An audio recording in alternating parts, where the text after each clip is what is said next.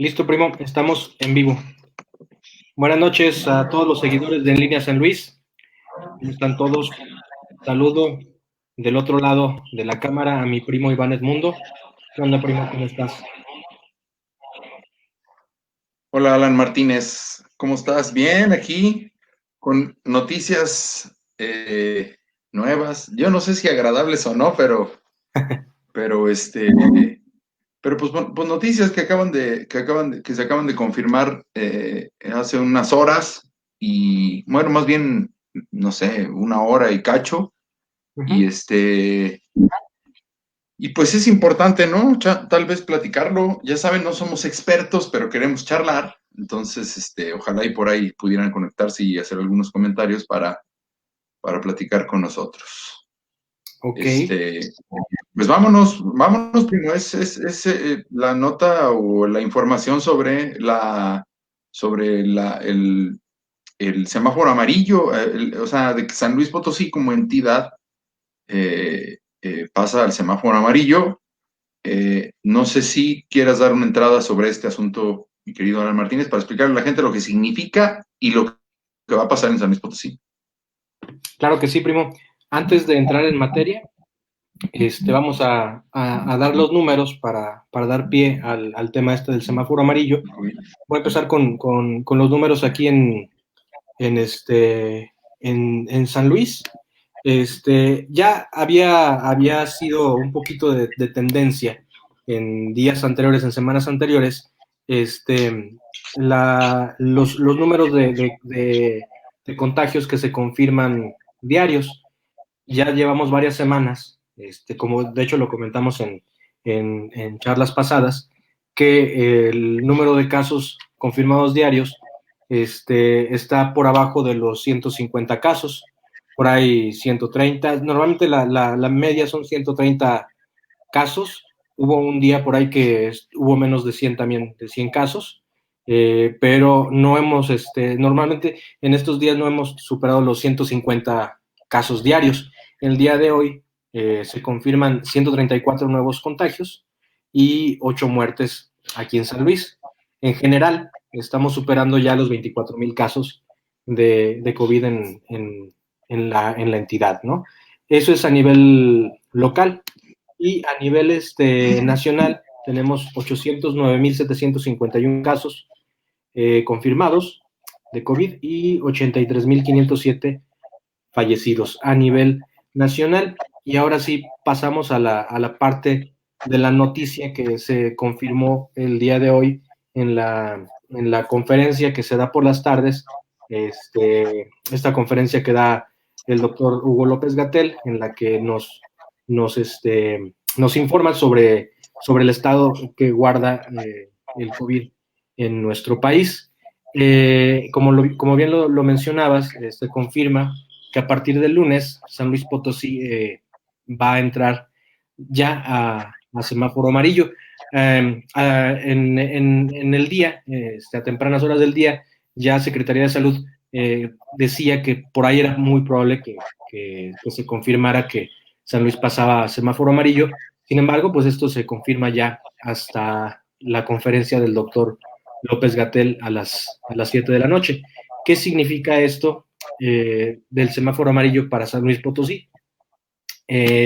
Básicamente, así a muy grandes rasgos, en el semáforo amarillo, que es un nivel medio de contagio, en esta etapa las De actividades riesgo. laborales, de riesgo, las actividades laborales se pueden reanudar siempre aplicando las medidas que ya todos conocemos, no sin relajar las medidas y poniendo énfasis en las personas con mayor vulnerabilidad.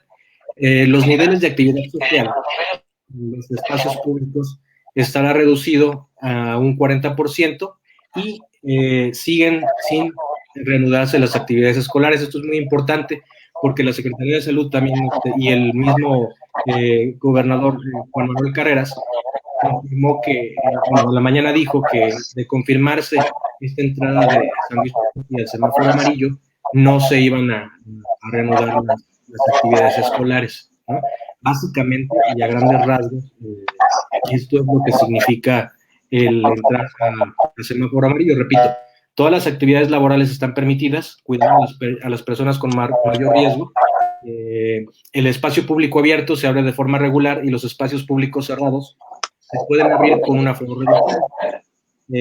Aún así, como en otros colores de este semáforo, las actividades deben de realizarse aún con las medidas básicas de prevención que todos ya conocemos y un máximo cuidado, poniendo mucho énfasis en las personas más vulnerables, ¿no? Ese es así a grandes rasgos lo que significaría el semáforo amarillo. Luis, no sé si tú tengas algún otro comentario que hacer. Sí, pues nada más. Bueno, hay que recordar que este semáforo, estos 4 colores del semáforo eran el rojo, el anaranjado, el amarillo y el verde. El rojo era máximo riesgo, las actividades estaban paralizadas totalmente, tanto comerciales como personales, y la sana distancia, el cuidado en general.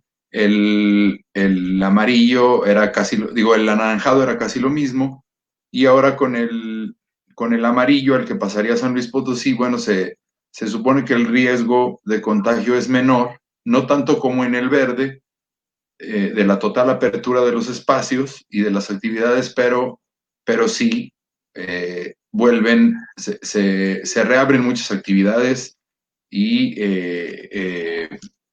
pues la autoridad recomienda, ¿no?, seguir todavía con las medidas personales adecuadas, pero en materia pública, digamos que se reabren más espacios. Lo que se había mencionado a nivel federal es que los estados tenían la facultad de imponer sus propias reglas, aun cuando la federación notificara que con base en el número de contagios y el número de mortalidad iba bajando. Aun cuando le dieran el color amarillo a San Luis Potosí, el gobierno del estado tenía la facultad de poner sus propias reglas, y en ese sentido hay que aclarar, ya lo mencionaste, pero hay que aclarar que el semáforo amarillo, según dijo la secretaria de Salud hoy en la mañana, no implicará el regreso a clases presenciales ni actividades públicas en oficinas gubernamentales. Tampoco implica los eventos masivos y las actividades comerciales que impliquen conglomeración de personas, por ejemplo, los centros nocturnos, que era lo que mucha gente también podría estar pensando con este color de que ya casi se vuelve toda la normalidad. Entonces, pues sí, por una parte está el semáforo amarillo federal que otorga a San Luis Potosí la Secretaría de Salud Federal, pero por otra parte están las reglas estatales y municipales que se van a tener que cumplir para evitar algún riesgo pues de rebrote, como está pasando en muchas partes del mundo. Entonces, nada más para complementar, uno de los estados, obviamente, es San Luis Potosí, pero en total 7 entidades, fíjate, en total en el país, de las 32 entidades federativas, 7 entidades retrocedieron de semáforo amarillo a naranja, 5 avanzaron de naranja a amarillo, entre ellas San Luis Potosí, y 20 se mantienen en el semáforo en el que se encontraban, ya sea amarillo o rojo, amarillo o naranja. Ya no hay entidades en color rojo.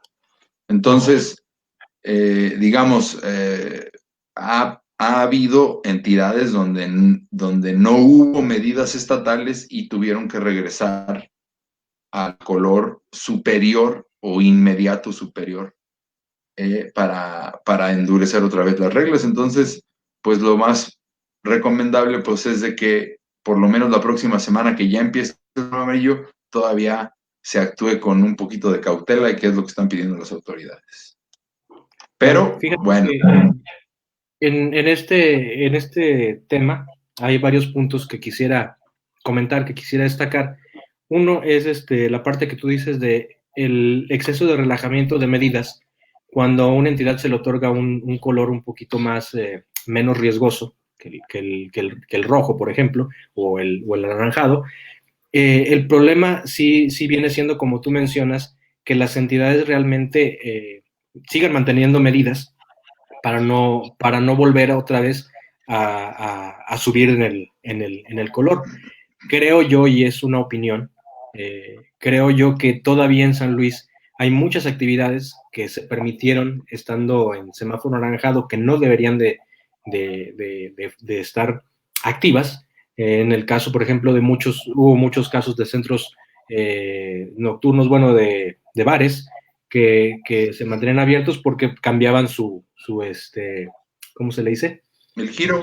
Su giro a un giro con alimentos, ¿no? Y eso les permitía mantenerse abiertos, sin embargo, pues era como nada más un albur, porque se seguía permitiendo un aforo más del que estaban ellos permitidos, y si esto, ahora que cambie el semáforo a amarillo aquí en San Luis, si esto se sigue relajando, si se aperturan más actividades de las que se debieran, si los aforos no se cumplen en los restaurantes, en caso de los bares, por ejemplo, en las plazas, en los espacios públicos, vamos a regresar nuevamente al semáforo naranja. Creo yo que va a ser un ir y venir. Mientras no haya una vacuna, va a ser un ir y venir en este semáforo. Veo muy difícil que muchas entidades lleguen a estar en el semáforo verde. Creo que más bien va a pasar lo que pasó ahorita con algunas entidades que volvieron a regresar en el semáforo, y pues esa va a ser una realidad que vamos a tener que estar enfrentando, ¿no? Lamentablemente, mientras no haya una vacuna, vamos a estar experimentando esto, y lo vemos en países como en España, que están experimentando ya ahorita la segunda ola del coronavirus. Creo que por ahí, si se relajan demasiado las medidas, podría suceder también aquí en México, ¿no? Sí, eso lo vamos a ver las próximas semanas. Mira, fíjate, las próximas 2 semanas, según la información que se dio a nivel federal hoy, para las próximas 2 semanas no hay estados en semáforo rojo. O sea, ya no hay estados en semáforo rojo. Hay 17 en semáforo naranja, Uh-huh. 14, entre ellos San Luis Potosí, en amarillo, a partir del lunes, y nada más Campeche es el estado que está en semáforo verde. Entonces, pues aquí se va a ver quién se cuida más y quién no, y pues los que están en amarillo de estos 14 a lo mejor regresan al anaranjado, y de los que están en anaranjado van a pasar al amarillo, y así se va a ir, y a lo mejor de los 14 que están en amarillo ahorita ya van al verde. Yo todavía lo veo lejano, pero pues así está esta medición, ¿no? Que desde un principio nos la explicaron, y ahorita pues ya como que está tomando más forma Uh-huh. este asunto. Pero bueno, ese es el resumen. Pues, esperemos que los contagios y las muertes sigan bajando, y que San Luis Potosí pueda salir de esto, por lo menos de aquí a que la vacuna esté disponible en materia general. Claro. Bueno. De forma general, perdón.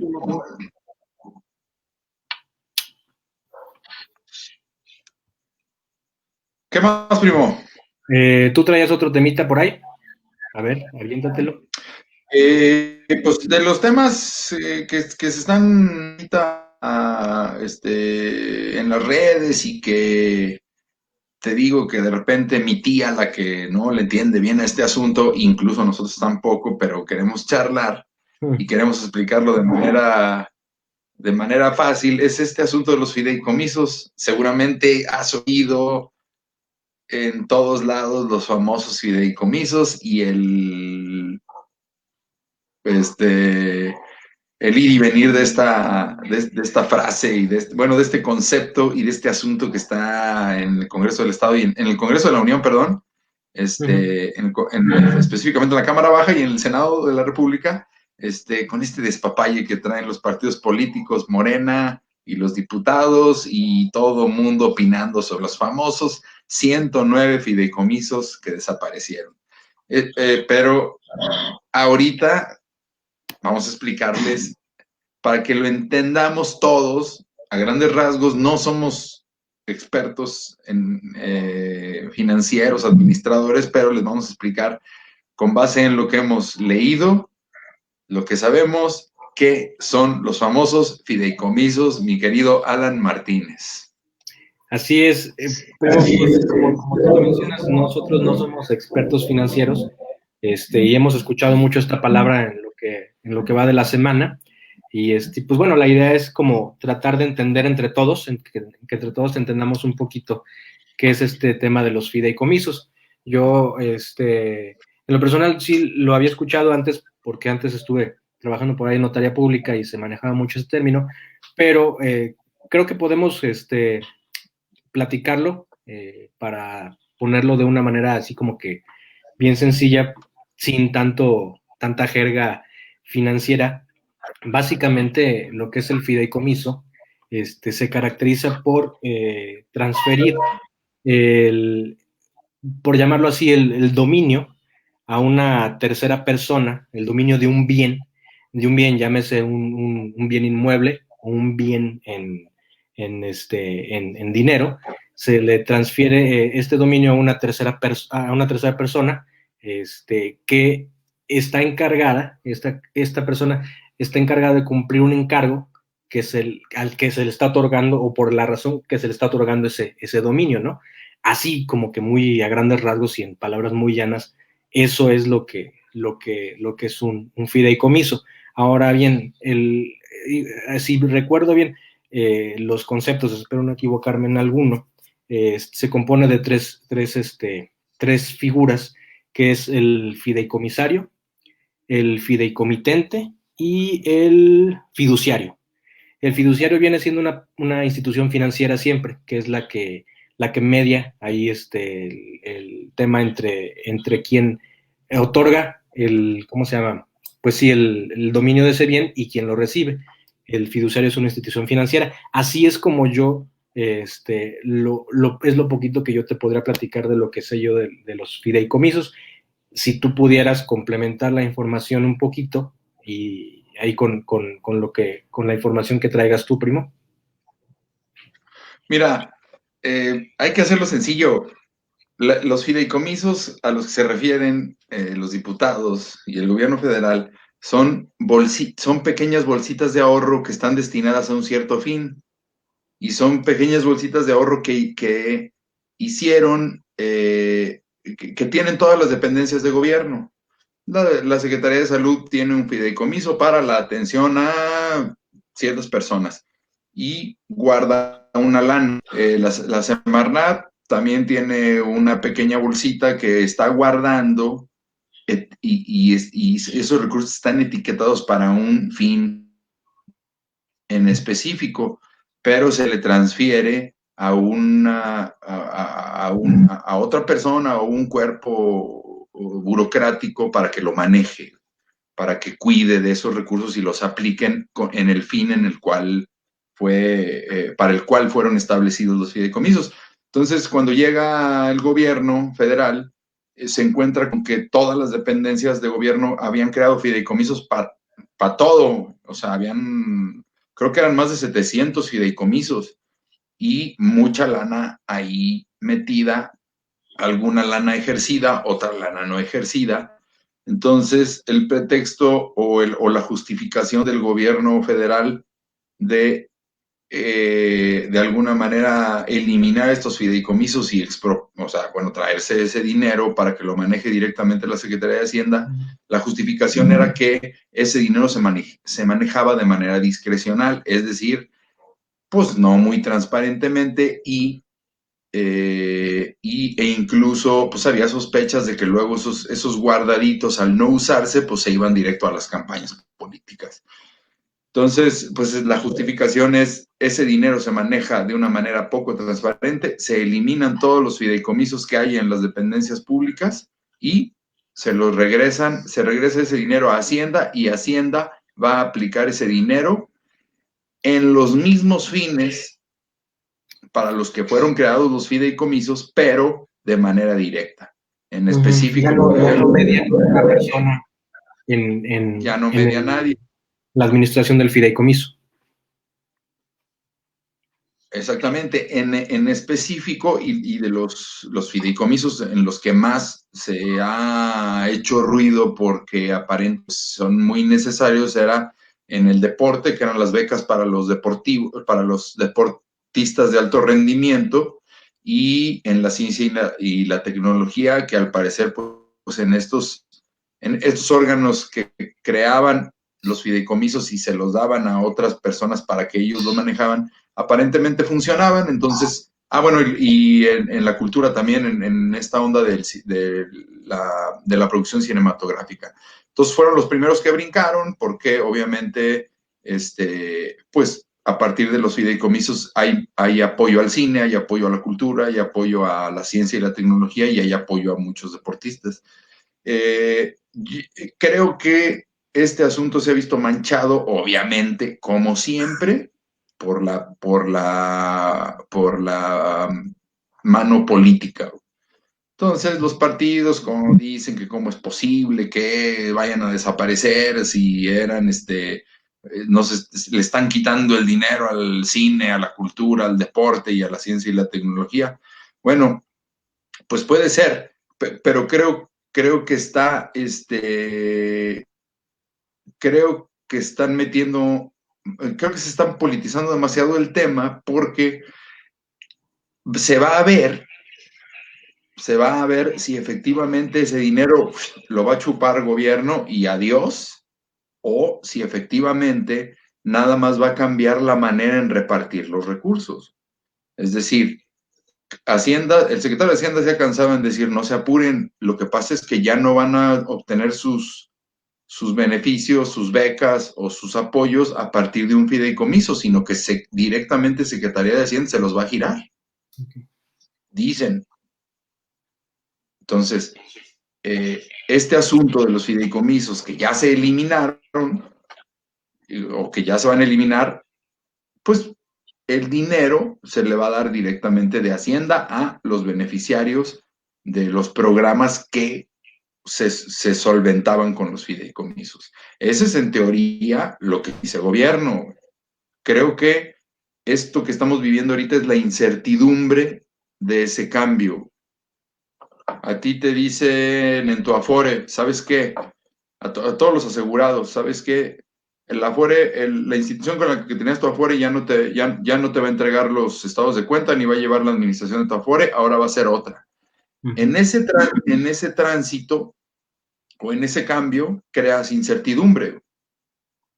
Entonces creo que esa es la incertidumbre que tienen ahorita los deportistas, los autistas y los científicos específicamente. Hay muchos fideicomisos, te digo, se crearon fideicomisos para todo. Sí, creo que eso es lo que está viviendo ahorita. Ese cambio les está metiendo mucha incertidumbre, pero creo que si ese cambio,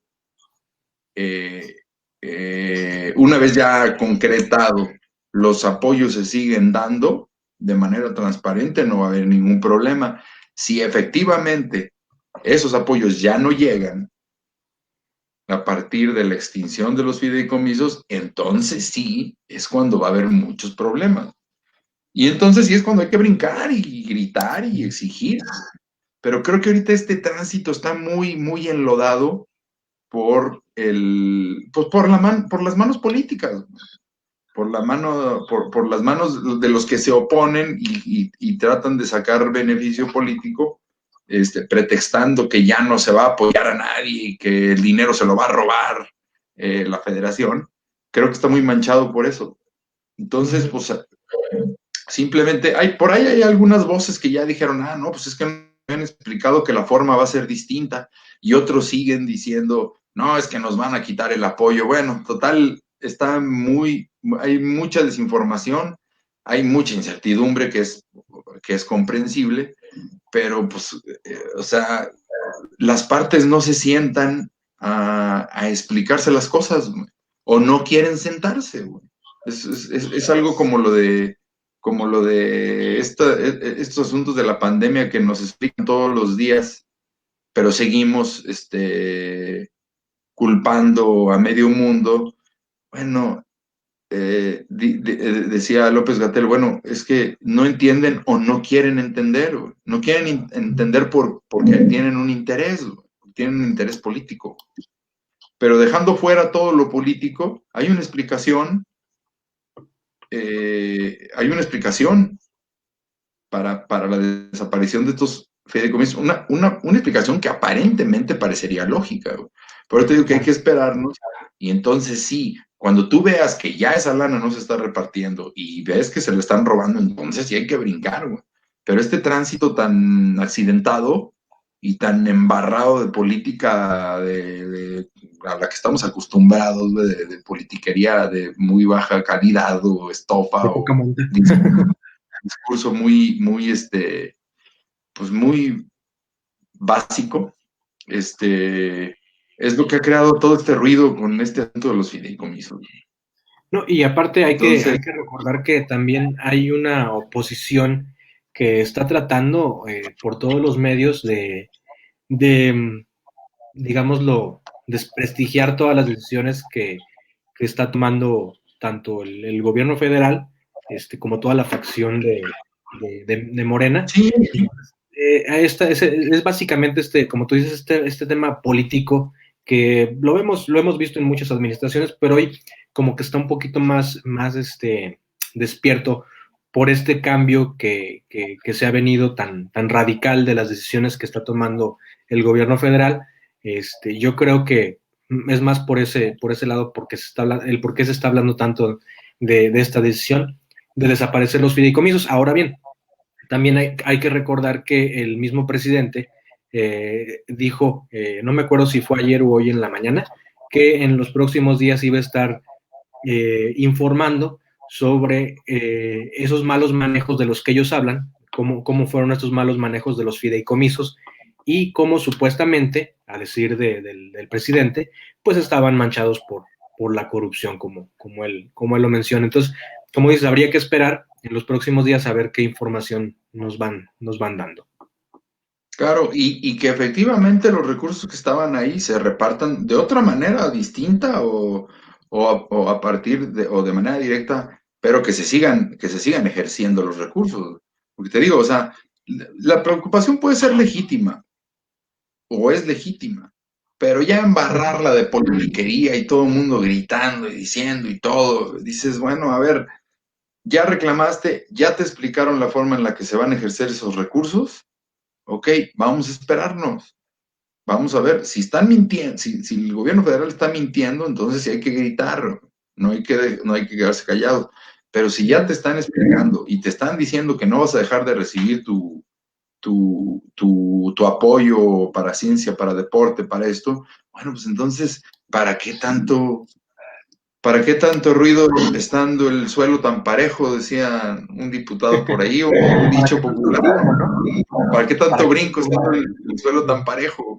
Entonces, sí, creo que todos los temas, todos, ahorita de aquí al junio del 2021, todos van a tener su toque político y de todos se van a aprovechar para estar, pues, tratando de desinformar, creo, sin defender a nadie, a ninguno de los dos, pero creo que, e insisto, creo que en la política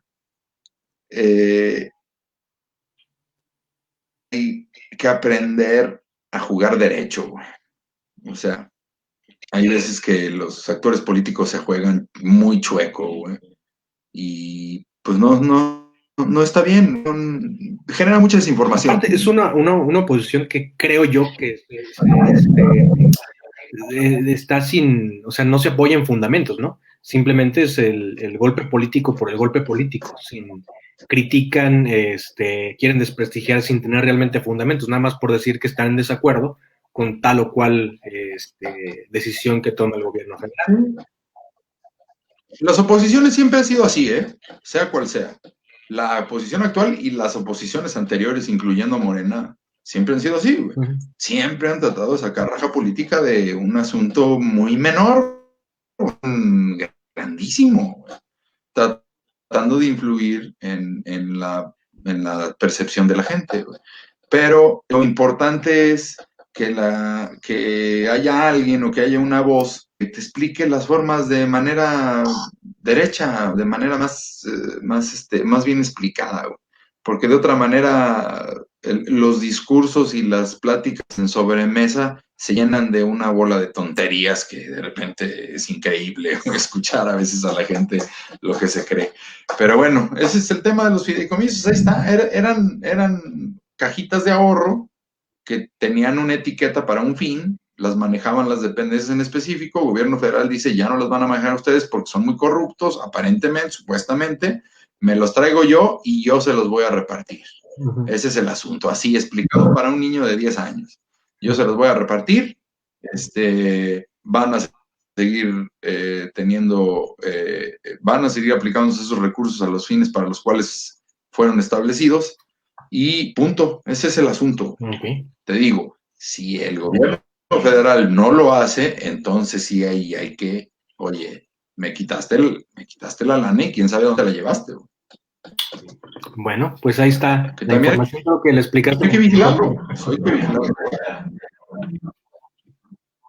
No, pues nada más para que lo entienda gente como nosotros, primo, que no somos expertos, pero queremos charlar, queremos explicarnos las cosas del por qué tanto es papay. Claro, muy bien. Y ya no me voy a enojar. Oye, ¿qué más, primo? Oye, pues fíjate que ya una noticia que dio la vuelta al mundo, que tuvimos esta semana, y que puso de luto a la música y en específico al mundo del rock, la muerte de Eddie Van Halen. El Eddie Van Halen, el guitarrista de este famoso grupo, de esta famosa agrupación que lleva también que lleva su apellido, Van Halen, considerado de los mejores guitarristas del mundo, por una técnica muy peculiar que manejaba él a la hora de tocar guitarra, que es el famoso tapping, creo que se llama tapping, una técnica que perfeccionó en todos sus años como músico y por la cual se caracterizaba, ¿no? Falleció el día de ayer, ¿verdad? Sí, fue ayer. Fue antier. Antier, el día de antier, a los 65 años, fallece después de una larga batalla contra el cáncer de garganta, y bueno, pues nos quedó a deber, tú por ahí le tienes un reclamo a Eddie Van Halen porque te quedó a deber un concierto aquí en México, que ya no volvieron después del 92. Sí, fiel a nuestra conciencia heavy metalera, no están ustedes para saberlo, pero nosotros somos amantes del rock.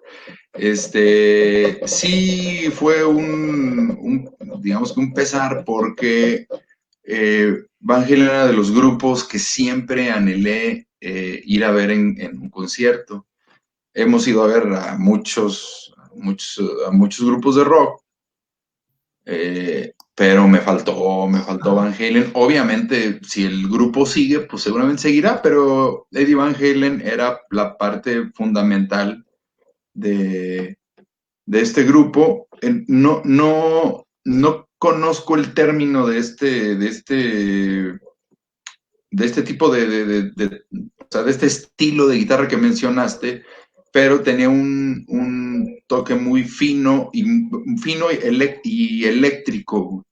O sea, así lo definíamos, digamos, los más rupestres del rock, era muy, no era muy nuevo, porque tenía influencia británica de Def Leppard. O sea, de hecho los confundían mucho a los grupos, a Def Leppard y a Van Halen. Muchos decían que Van Halen era la copia británica, la copia estadounidense de Def Leppard. Pero tenía, la verdad es que sí tenía un sonido muy particular. O sea, ellos hicieron su propio estilo y era este asunto muy, muy eléctrico, muy prendido. Era un gran grupo, o sea, digo, un grupo histórico, con el vocalista que era de Billy Roth, el original, que detonó aquella clásica pieza que se llama Jump, de Van Halen, pero con muchas rolas muy, muy, muy buenas, ya posteriormente, no me acuerdo cómo se llama el actual vocalista, pero con Es discos muy Hagar, buenos. ¿no? Este muchacho. De hecho, hay un disco que se llama El Baúl y otro que también es de éxitos, pero en la portada trae al Frankenstein de Eddie Van Halen, que era una guitarra así como que toda pegada de retazos, que también es muy bueno, es lo mejor de Van Halen, son discos altamente recomendables, todas las canciones y las baladas son muy buenas. Fíjate Entonces, que pues te quería comentar, era un ahorita que histórico y este era un jingle. el Frankenstein que dices de la guitarra, un dato muy curioso es que Van Halen, desde muy temprana, desde su temprana carrera, cuando empieza él empieza a tratar de buscar el sonido que él quería en la guitarra y empieza a buscar la forma de armar una guitarra hecha por él mismo, pero que tuviera ese sonido que él buscaba. Entonces fueron muchas etapas de experimentación en la que estuvo como agarrando piezas de varias guitarras, las estuvo uniendo y estuvo experimentando para tratar de llegar a ese sonido. Se dice que esta famosa guitarra que conocemos con las tiras negras, rojas y blancas. Como pegada con cinta, ¿no? Realmente era una guitarra que estaba hecha de pedazos de otras guitarras, sí, ¿no? sí. Después, Está en un museo, ¿eh? Está en un museo en no sé dónde, pero eso ya se sigue después conservando. una famosa compañía de guitarras dice, ok, vamos a hacerte el diseño ya de esa guitarra, de esa icónica guitarra, creo que se llama algo así tenía el nombre, ¿no? Pero ya le hicieron el diseño fiel a esa guitarra que creo Eddie Van Halen. Entonces, pues por ahí está el dato de por qué esos colores en la guitarra, ¿no? Sí.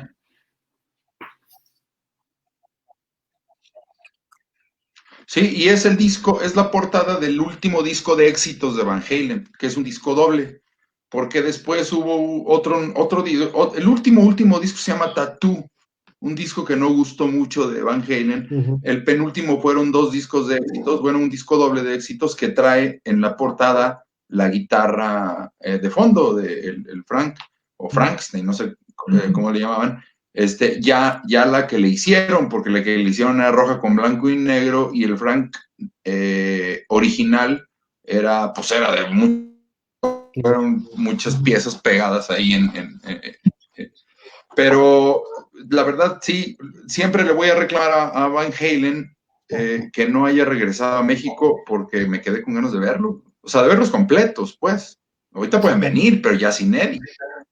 Pues sí, fíjate que yo lo veo muy difícil que como grupo sigan o tengan el éxito que tenían con Eddie Van Halen, porque pues vocalistas, bueno, del cambio de David Lee Roth a Sammy Hagar, sí, finalmente con la guitarra de Eddie Van Halen se mantenía ese estilo muy particular del grupo, ¿no? Sí. Difícilmente Sí, ya creo sin dos originales, ya. Sí, sería muy complicado, pero bueno. Sí, oye, nada más para hacer una pausa. Un saludo a Edith Blanco que nos está viendo, a Janet Ceballos también, saludos, y a Arturo Torres, un buen amigo. Saludos, Saludos. Arturo. Oye, ya nada más para terminar. Gracias por seguirnos. Este, Queremos charlar. ¿Qué más, primo? ¿Qué traes? Perdón, primo, como que por ahí te interrumpí. Perdón, síguele.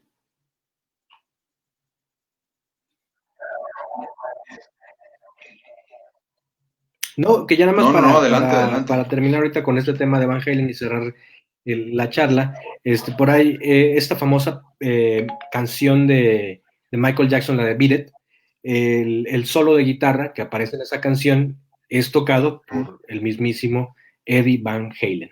Es muy buen solo, por Claro, y hay una foto, ¿eh? Hay una foto de Eddie, Michael Jackson y el Frank, lo está tocando. Sí.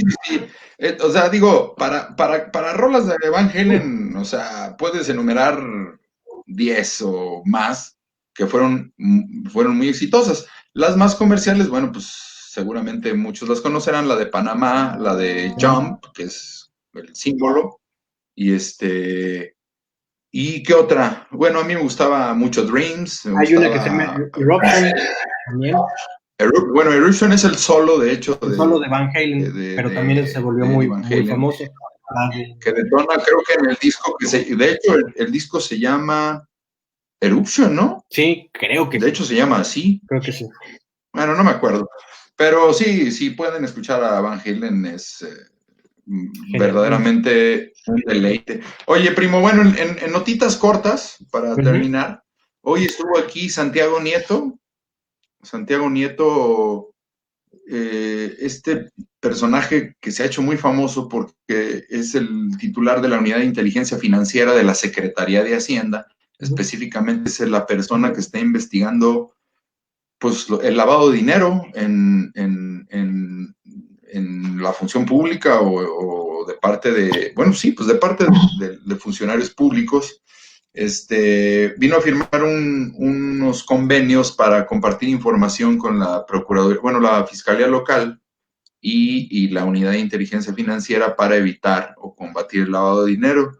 El problema es, bueno, no el problema, sino lo más llamativo fue que algunos reporteros por ahí le preguntaron sobre la situación de funcionarios públicos, específicamente en San Luis, que en algún momento estuvieron investigados por malas prácticas desde la función pública, y pues mencionó o confirmó que Ricardo Gallardo Cardona, hoy del Partido Verde y eventual candidato a la gobernatura por ese partido, pues tiene dos investigaciones a nivel federal que presentaron particulares, no entes de gobierno, sino particulares. Confirma, no ahonda más, pero confirma que la Unidad de Inteligencia Financiera tiene por ahí algunas carpetas de investigación iniciadas en contra de el famoso Pollito, y también de José Luis Romero Calzada, que es un exdiputado del PRI,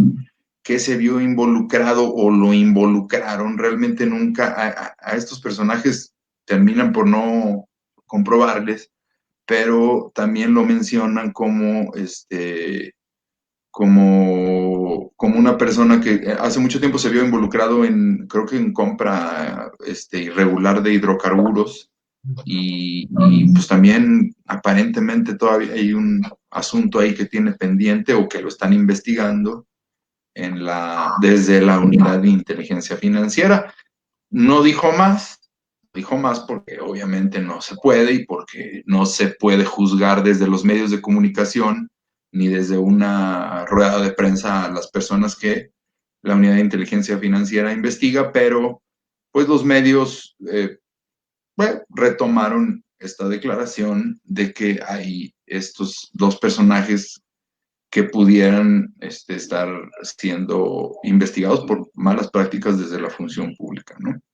Este, Fue una nota que por ahí anda en todos los medios, cada uno de ellos lo tratará como quiera tratarlo, y sobre todo en estas épocas políticas, pero o sea, lo único que dijo es que sí, efectivamente hay 3 denuncias contra 2 exfuncionarios públicos, o exfuncionarios en el caso de Romero Calzada y funcionario en el caso de Gallardo Cardona, porque es diputado federal. Ujú. Pues por ahí algunos asuntos que les están investigando a partir de denuncias de particulares. Entonces, pues eso pasó hoy, específicamente aquí en San Luis Potosí, de lo local político, que un poquito ahí llamó más la atención. Hay otras cosas, pero es lo más destacado. Bueno, vaya, pues ahí está la información. De hecho, ¿qué fue la semana pasada? O sea, también hubo una nota donde habían desestimado algunas investigaciones, si mal no recuerdo, de Ricardo Gallardo, una nota que estuvo sonando también mucho, nada más que a ver si me la Pues puedes... lo que pasa es que hay que recordar que él lo investigaron por desvío de recursos, pero cuando fueron a la familia Gallardo, pero cuando tuvieron ahí su cargo Soledad y Graciano Sánchez. Y la alcaldía capitalina específicamente tiene denuncias en contra del gallardismo o de funcionarios gallardistas de la gestión pasada en la capital. que también o sea, al menos no queda muy claro que hayan prosperado. Esto de la UIF no se sabe de qué es. La Unidad de Inteligencia Financiera investiga lavado, investiga otro tipo de delitos, no tanto por cuestiones muy locales, pero no, o sea, no dijeron nada, no se puede estar juzgando, digamos, a partir de los medios de comunicación y sobre todo con la declaración que dio Santiago Nieto, que fue muy escueta. Fue muy Sí, escueta y simplemente dio la información.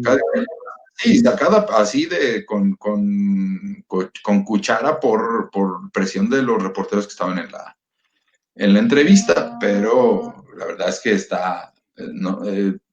solo los mencionó como que hay unas investigaciones en contra de ellos, pero hasta ahí. Pero bueno, pues ya se verá después si efectivamente prosperan o si efectivamente nomás son de estas ondas que se utilizan como golpeteo político y ya se quedan ahí en el anecdotario. Ok, bueno, pues ya Oye, veremos primo, en las últimas semanas. ¿Qué onda? ¿qué más? ¿Alguna otra cosa? Porque fíjate que hubo una nota, o bueno, dale.